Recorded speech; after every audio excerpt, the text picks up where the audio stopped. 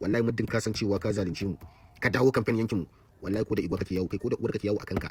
wallahi ba za mu daga maka fa wallahi kaga jahilci sample. To labari da dumi-dumi a halin yanzu shine kalamari Mazanta Ezekiel, wannan lauya mai magana da yawun gwamnati, ya ɓata wa al'ummar Najeriya rai kan maganar da ya fito ya ce waɗannan yara dai ƙanana da aka kai su kotu aka yanke musu hukunci ba za a ba da belinsu ba sai sun biya naira miliyan 10 ba yara ba ne, adult ne, wato sun yi sama, sun wuce shekaran girma, wato sun wuce shekara 18, wanda kuma hakan ne ɓata al'ummar Najeriya rai kan cewa kowa ya ga faifan bidiyon yaran nan dukkansu ga sunan an yi hira da su,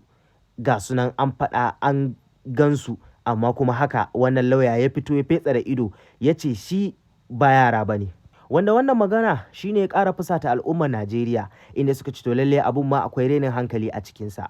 Daga nan kuma manya-manyan celebrities a TikTok sun fara alawadai da wannan abu, sannan kuma ana shirin ɗaukan mataki.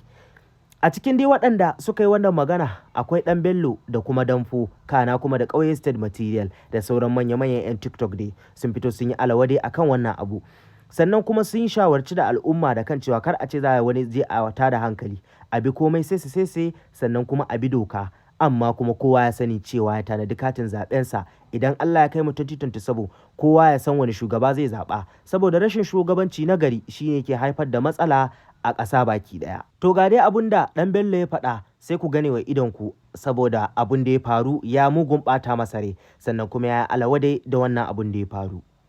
Abinci tashin goron zabo ba mamaki ake ba yanzu, sannan kuɗin wuta ma ta zo ta gagara, duk ana ta mamaki. To in yanzu aka fara ɗauko yaran nan ana harbe su, ana watsa gawakin sa kan titi, shi ma din ba abin da za ku yi illa mamaki.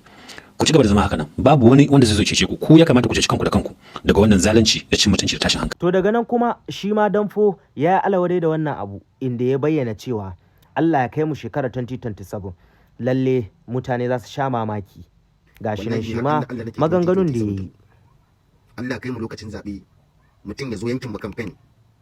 ya ga jahilci, ya ga tumasanci da karnukanci da dabbanci, wallahi mutum ka san cewa ka zalunce mu ka dawo kamfen yankin mu wallahi ko da igwa kake yawo kai ko da uwar kake yawo akan ka wallahi ba za mu daga maka fa wallahi kaga jahilci sample wallahi ku gama naku. Allah kai mu 2027 mutum ko da uwarsa yake yawo yankin ku ci uwarsa ko waye shi.